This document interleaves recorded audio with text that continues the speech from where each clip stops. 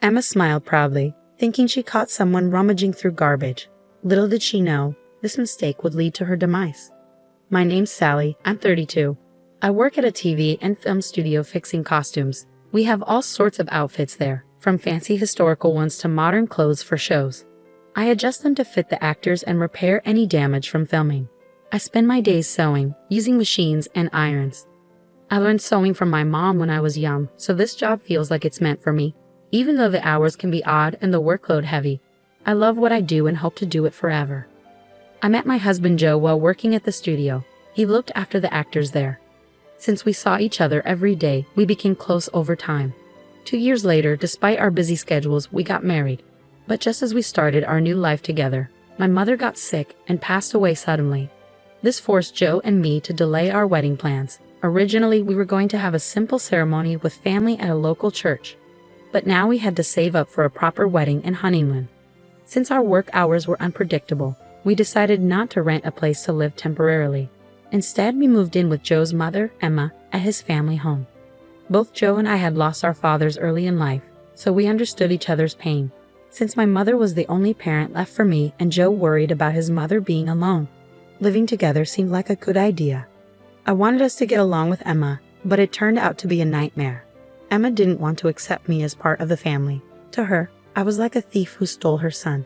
As soon as we moved in, she started harassing me. Emma's criticisms were relentless. She'd point out every speck of dirt, making me feel like my upbringing must have been lacking. I endured her constant nagging, pushing myself to clean until my hands were raw and bleeding. Her standards for chores were sky high. Cleaning, laundry, cooking, everything had to be perfect. If it wasn't up to her standards, she made me do it again without a second thought. And the more tired I got, the worse it got. No matter how hard I tried, she always found fault. I even remember staying up all night scrubbing the sink once. It seemed like she was never happy with anything I did. She insisted I handle all the household chores, and when I tried to balance them with my job by working from home, she only made more demands. Every day felt like I was living Cinderella's story, slaving away at chores. Did you finish the laundry? There's a torn curtain upstairs. Fix it. You're good at sewing, right, Sally? I'm sorry, I have urgent work.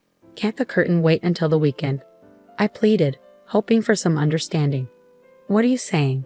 If it's left like that, who knows what the neighbors will say? Fix it right away. Emma snapped back, showing no sympathy for my workload. I found myself constantly juggling work and chores, often working late into the night because there was always something to do. Emma seemed to take pleasure in seeing me worn out.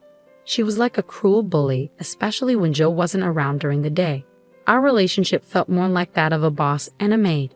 I did all the housework, but I couldn't easily talk to Joe about it because of my pride. I tried my best to fulfill my duties, but it wasn't just the physical strain that wore me down. It was the constant mental pressure. Sometimes, Emma would invite neighbors over for lunch, and those occasions were unbearable. She would be even harsher in front of them, and I could hear them gossiping about me. Seriously, she's such a terrible daughter-in-law. I have to correct her every single day. My son doesn't see it, but I'm not fooled. She's just so unlikable and clueless. I listened to the neighbors' laughter, feeling like they were agreeing with Emma's harsh words. It hurt deeply, even though chores could be finished. The hurtful words stayed with me. Every day felt like I was reaching my breaking point. If things kept going like this, I feared I might lose my sanity. But it wasn't just Emma. Joe had an older sister, Sarah, who was 38. Sarah lived nearby with her boyfriend and was quite tight with money. She'd often come over for lunch at our place, probably to save on food costs. What made it hard was that she never gave a heads up about her visits. So I couldn't prepare enough food for her. She'd just show up, eat, and leave. And she had this habit of claiming everything as hers. Things at her parents' house or ours, it didn't matter. One day, I finally spoke up, "Sarah, could you please let me know before you take something?" She must have told Emma about it. "Did you tell Sarah not to come over anymore?" Emma confronted me. "What? No, I didn't say that. I defended myself." "So you're saying Sarah's lying?" Caught between Sarah's deceit and Emma's cruelty, dealing with either one alone was already tough. But having to face both of them together made the mental burden even heavier. One day, as I walked past the room where Sarah and Emma were talking, their voices were loud enough for me to overhear. It's like having a free maid. How nice. I'm jealous. Send her to my house too, Sarah remarked. Maid? Am I not a daughter-in-law? I couldn't help but interject. I had secretly thought of myself as nothing more than a maid, but hearing it said out loud was unbearable. It felt like something inside me snapped. That night, I finally opened up to Joe about how I was feeling. I can't do this anymore. I've tried to be patient, but living with Emma is unbearable. Please, I want us to move somewhere else, I confessed to Joe, feeling a weight lifting off my shoulders. After a moment of silence, Joe replied, Okay, we've saved up enough money. Let's find a new place soon.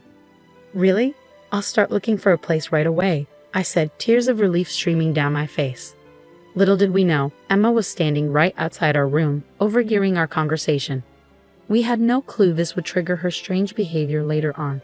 But from that day forward, the once oppressive days started to feel brighter. I had one dream, to wear a wedding dress that I had made for my own wedding. After all, sewing was my profession. Filled with determination after talking with Joe, I immediately ordered a large amount of fabric online. I decided to focus on making the dress as my new purpose. That's what I resolved to do.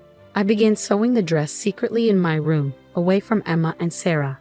But one day Sarah, who often popped by unannounced, caught me.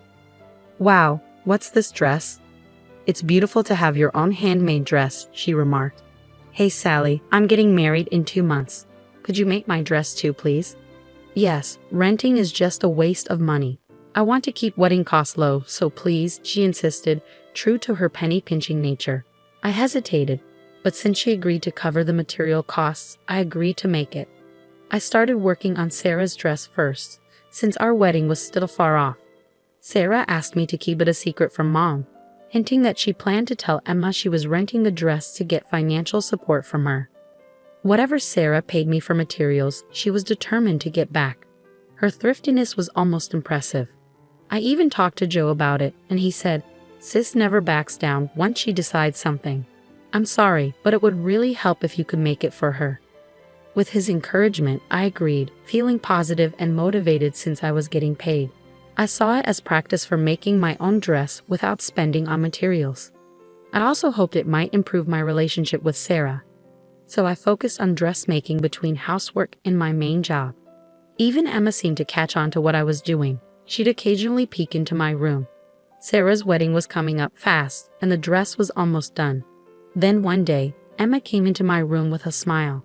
You're working hard again today, aren't you tired?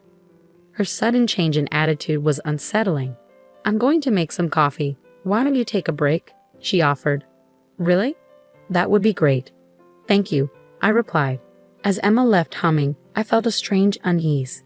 Emma making coffee for me? That was unheard of. Could it be something more sinister? Different thoughts raced through my mind, but I tried not to worry. I got back to work, adding the final touches of lace. The end was in sight. Despite it being Sarah's dress, I found myself putting love into it. Suddenly, I smelled coffee. Emma knocked on the door. Sally, may I come in? She asked. Oh, well, sure, I replied. The next moment, I was shocked. Emma entered with a tray piled high with cups and saucers, all filled with coffee. Emma, wait, it wasn't just for two, I protested. It looked like she was preparing for a party. The tray was so heavy her arms trembled as I instinctively moved to stop her from entering further. Oops, Emma pretended to trip. The sound of cups breaking and coffee splashing everywhere filled the room. For a moment, I couldn't comprehend what happened. Everything felt like slow motion. Looking down, my yellow-colored dress was stained like a giraffe pattern. Ah, I screamed involuntarily. I did miss the brief smile on Emma's face.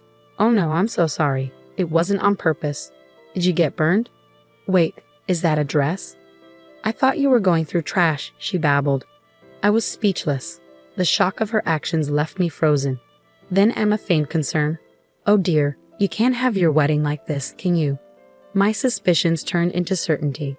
Emma was trying to sabotage our wedding. Her plan was to ruin our plans to move out after the wedding. But I couldn't afford to be angry now. I rushed to the bathroom with the stained dress, frantically rinsing off the coffee. I knew the stain would set if I didn't act fast. Emma watched with a malicious grin, offering help that I coldly refused. I was filled with anger and panic. Then someone unexpected appeared behind Emma. It was Sarah. "What's this? Are you bullying Sally again?" Sarah questioned, noticing the tension. "No, I just accidentally spilled coffee on her dress," Emma replied, seemingly enjoying the situation. But then things took an unexpected turn. "What? Are you serious? That's my dress." "Wait, what?" Sarah exclaimed, bewildered. Emma was speechless, realizing her mistake. "Yours, Sarah? What do you mean? I can't believe this. I had her make my dress. What am I going to do? My wedding is in 2 weeks." Emma panicked like never before, while I listened to the ridiculous exchange. I continued washing the dress I had been working on for months for my sister-in-law. As I washed, I realized something. I hadn't told anyone. I was making the dress for Sarah, so Emma must have thought the dress was for me. She wouldn't have deliberately spilled coffee otherwise. If she had known it was for Sarah, there'd be no reason to ruin it. Joe and I planned to leave this dreaded family home after the wedding. To Emma, I was always the intruder who stole her beloved son. She couldn't bear the thought of me taking him away, so she tried to sabotage our wedding, thinking it would keep her son at home. Such petty thoughts led to Emma's bizarre actions. Sarah was furious, blaming Emma and attacking her. "How could you do this? Everything is ruined. I can't believe my own mother would destroy my wedding," she exclaimed. "I'm sorry, Sarah. Please forgive me. I didn't know it was your dress." "You don't think I did it on purpose, do you?" Emma finally spoke her true feelings while I pretended not to hear and continued washing the dress. Then a man's voice interrupted. "So you thought it was Sally's dress and deliberately stained it?" Everyone turned around at once. "Oh, Joe, when did you get here?" I asked, surprised by his sudden appearance. Joe stood there with a mix of disappointment and disbelief on his face. I had been so focused on washing the dress and listening to their argument that I hadn't noticed Joe's arrival. He had been silently observing the ugly quarrel between his mother and sister. Joe began to speak slowly, his disappointment evident. "You saw Sally working hard on that dress every night, and yet you deliberately stained it. That's truly despicable," he said sternly. Emma and Sarah were taken aback. Emma, in particular, had probably never imagined being scolded by her son, whom she cherished so much. Joe continued calmly yet sadly, "I'm disappointed, Mom. Sally endured your attitude all this time, hoping that one day you might change. She was patient for my sake because you're my mom." His words brought tears to my eyes. I had mistaken Joe's kindness for indecisiveness and submission to his mother, but now I saw him as a man determined to protect the woman he loved. Joe's firm stance, though unexpected, made me fall for him all over again. He addressed Emma, "And it all comes down to this. I can't overlook it, Mom. Sorry, but Sally and I are leaving this place as soon as possible. I'll stay until the wedding for your sake, but I can't stay any longer. This time it was just a dress. But who knows, Sally could be in danger next time. It'll be too late then, Mom." "Danger? I would never put her in danger. How can you even say that after ruining Sally's hard work so casually?" Emma's denial was met with Joe's palpable anger. Despite his frustration, Joe didn't resort to harsh words or an overbearing attitude. Instead, he quietly expressed his anger towards Emma. His expression, a mix of anger and deep sadness, was something I had never seen before. He was confronting everything he believed about his mother, who had always doted on him. Emma's usual quick wit and aggressive remarks were replaced by tears, leaving her speechless. Even Sarah was stunned, shifting her gaze between Joe and Emma.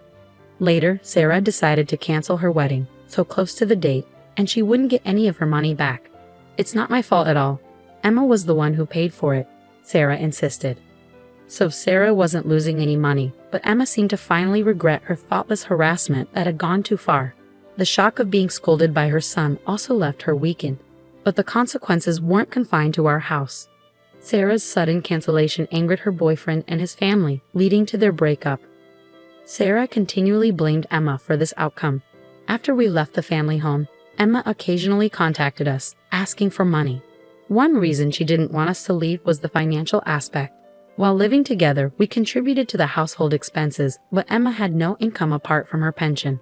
It seemed she had been relying on our money. Every time Emma called asking for money, Joe refused. "Mom, why don't you work? There are plenty of jobs out there. We need to be independent, you and us. Please leave us alone," Joe pleaded. Despite Emma's pleas not to be abandoned, Joe remained firm. His sense of duty seemed to drive his resolve. Eventually, Emma found work as a janitor, which ironically suited her strictness with cleaning. It was somewhat amusing. Meanwhile, Sarah, after breaking up with her boyfriend and moving back in with Emma, stopped working altogether. She relied on Emma's part-time income and pension.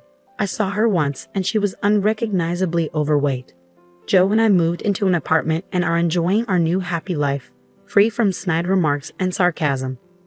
Our life now is blissful compared to our time in that dysfunctional family home. We finally set a date for our wedding. A small ceremony with just friends and colleagues. We chose not to invite Emma and Sarah to avoid any disturbances, especially considering their difficult situations. But that's how it has to be. They brought it upon themselves. I've started making a new dress for the big day. It's going to be much more beautiful than the one that ended up with a giraffe pattern.